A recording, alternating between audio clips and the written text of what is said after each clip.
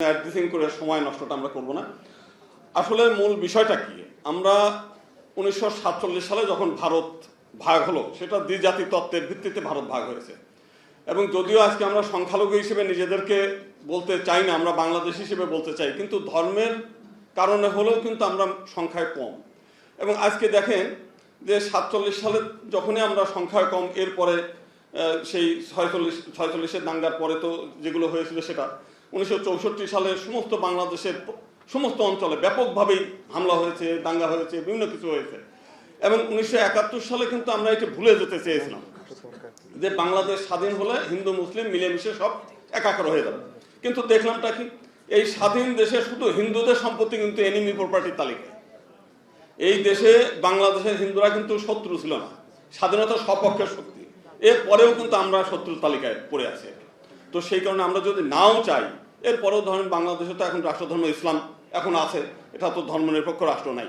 তো সেই দিক দিয়ে কিন্তু বাংলাদেশের মানুষের মধ্যে হিন্দু সম্প্রদায়, বৌদ্ধ কিংবা অন্য যারাই আছে, একটু হলেও হীনমন্যতায় ভোগ করে। তো আমরা যেটা চাই যে যেহেতু আমাদের জামাত ইসলামী দীর্ঘদিন ধরেই আমরা পরিচিত, এবং এই দলটার যেটা প্রচলিত যে রাজনৈতিক দলগুলো, সেই দলগুলোর মতো জামাত ইসলামী না। জামাত ইসলামের আমরা দেখতে চাচ্ছি যে জনগণের খেদমতকারী একটি দল।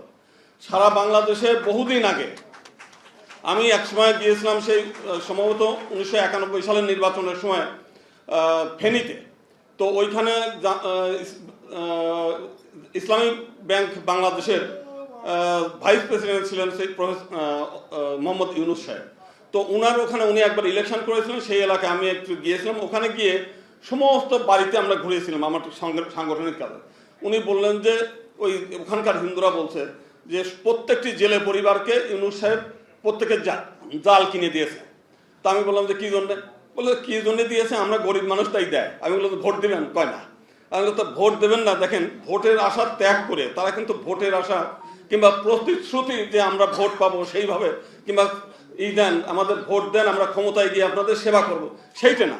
আমরা যেখানে দেখছি, আমাদের সন্তোষদা কিন্তু একটু আগে বলেছেন যে উত্তরবঙ্গে যারা তাদের ভোট দিবে কি দিবে না সেই আশা নিয়ে তারা কিন্তু যায়নি। আমরা জানার আগেই আমির জামাত ওখানে গিয়ে পৌঁছে গেছে, প্রত্যেক পরিবারে। তারা তীর্থযাত্রী এবং বিভিন্ন জায়গায়, খালি এখানে আমরা কক্সবাজারে দেখলাম, তারপরে সারা বাংলাদেশে বিভিন্ন জায়গায় যেটা আমরা করতে পারি না সেই কাজগুলো তারা করেছে।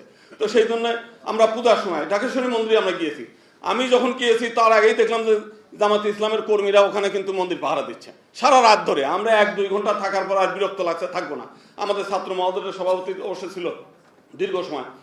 তো আমরা দেখেছি সেই তো একটা, এটা আমরা প্রচলিত ধারার রাজনীতির বাইরে একটি মানে চাই, যেটা হচ্ছে জনগণের প্রকৃত অর্থে সেবা করা, জনগণের কল্যাণে তারা কাজ করে। ক্ষমতা পাওয়া বা না পাওয়ার কোনো আশা আমরা দেখি নাই। এটা দীর্ঘদিনের একটা পরীক্ষিত একটা দল।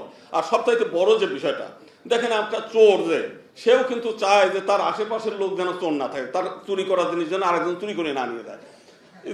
না, এই বিষয়টা আমরা দেখেছি। এর আগে জামাত ইসলাম একটা যৌথভাবে বিএনপির সঙ্গে ক্ষমতায় ছিল, সেখানে 2 জন মন্ত্রী ছিল। দেখেন, বাংলাদেশের বহু মানুষের বিরুদ্ধে দুর্নীতির অভিযোগ আছে। এই জামাত ইসলামের 2 মন্ত্রীর বিরুদ্ধে আজ পর্যন্ত মানে তার চরম শত্রু যারা, তারাও কিন্তু বলতে পারে না যে তারা অসৎ। তো এটা আমাদের জন্য গৌরবের। আমরা তো সবসময় চাই যে একটা আদর্শ রাষ্ট্র হোক, সৎ নীতি হোক, যাতে পাশের মানুষ ভালো থাকলে তো আমিও ভালো থাকি, পাশের লোক দুষ্ট হলে তো আমিও আমার জন্য ক্ষতিকর। তো আমরা চাই একটা সৎ এবং আদর্শ একটা মানে সমাজ গড়ে উঠুক, এবং রাষ্ট্র ক্ষমতায় যারা বসুক তারাও যেন একটা সৎ আদর্শবান লোক হোক। এবং সেই জিনিসটা প্রতিশ্রুতি কিন্তু একমাত্র জামাত দেয়। আর কোনো দলের রাজনৈতিক নেতারা কিন্তু বলে নাই যে আমরা একটা সৎ এবং আদর্শ রাষ্ট্র আমরা করতে চাই এবং সৎ নেতা চাই, এই জিনিসটা না। তারা প্রতিশ্রুতি দেয়। দাদা বলেছেন কিন্তু যে এরকম আওয়ামী লীগ আমাদেরকে ভিকটিম বানায়, একেবারে জিম্মি বানিয়ে রেখেছে। সেই 1954 সাল থেকেই আমরা জিম্মি হয়েছিলাম তাদের কাছে। আজকে সেই জিম্মি দশা থেকে আমরা মুক্ত হয়েছি। আমাদের জামাত ইসলামের কাছে একটা আবেদন যে আপনারা সবসময় আমাদের কল্যাণ করেন, বিভিন্ন সময় আমাদেরকে রক্ষা করেন, সব কিছু। এইবার একটু আমাদেরকে যাতে আমরা আমাদের মন্দিরগুলো আমরা নিজেরা রক্ষা করতে পারি, আমাদের বিভিন্ন সময় যে বিপদে আপদে যাতে আমরাই তাদেরকে মানে পাশে দাঁড়াতে পারি, আমরা যাতে পার্লামেন্টে আমাদের কথাগুলো আমরা বলতে পারি। সমস্ত বাংলাদেশের যেন সমস্ত জায়গায় নেতা যেন হিন্দুদের থেকে, বৌদ্ধদের থেকে, খ্রিস্টান থেকে তাদের নেতা তারা যেন নির্বাচন করতে পারে। অন্যের দয়া দাক্ষিণ্যে আর কতক্ষণ চলতে চাই? আমরা এই দেশের নাগরিক হিসেবে আমরা পৃথক নির্বাচন ব্যবস্থাটা চাই।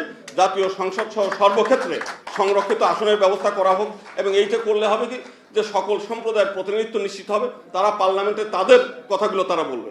কৌটিল্য একসময় বলছে যে মানুষ সুখ চায়, শান্তি চায়, সুখস্য মূলম ধর্ম, ধর্মস্য মূলম অর্থ, অর্থস্য মূলম রাজ্যম। যদি মানুষ সুখ চায়, শান্তি চায়, তাহলে রাষ্ট্র ক্ষমতার অংশীদারিত্ব তার থাকতে হবে। এবং এইটা আমরা আরো দেখি যে বাংলাদেশের 90% লোক মুসলিম, এরপরও জামাত ইসলাম যে পরিমাণ নির্যাতনের শিকার হয়েছে এই দেশে শুধু রাষ্ট্র ক্ষমতার বাইরে থাকার কারণে। আমরা দেখেছি তাদের নেতাদেরকে সেই জুডিশিয়াল কিলিং করে তাদেরকে হত্যা করা হয়েছে, আমরা দেখেছি। তা আমরা সেই কারণে আমরা চাই যে বাংলাদেশে যেহেতু আমরা হিন্দুরা অত্যন্ত অবহেলার শিকার, আমরা এই অবহেলার থেকে একটু বাঁচতে চাই। এবং সেটার জন্য আমরা চাই যে সংখ্যানুপাতে যতটুকু আমাদের প্রতিনিধিত্ব থাকে সেই জিনিসটা প্রতিনিধিত্ব নিশ্চিত হোক, এবং সেটা সেপারেট ইলেক্টোরেটের মাধ্যমে এটা করা সম্ভব। এবং এই জিনিসটা আমরা তার কাছে আবেদন করে আমি আমার বক্তব্য শেষ করছি। সবার কল্যাণ চাই, সর্বেশাং মঙ্গলাং ভবাৎ সর্বেশান্তি নিরাময়া সর্বভদ্রাণি পশ্যন্তু মা কাচিৎ দুঃখ ভাগবত। নমস্কার।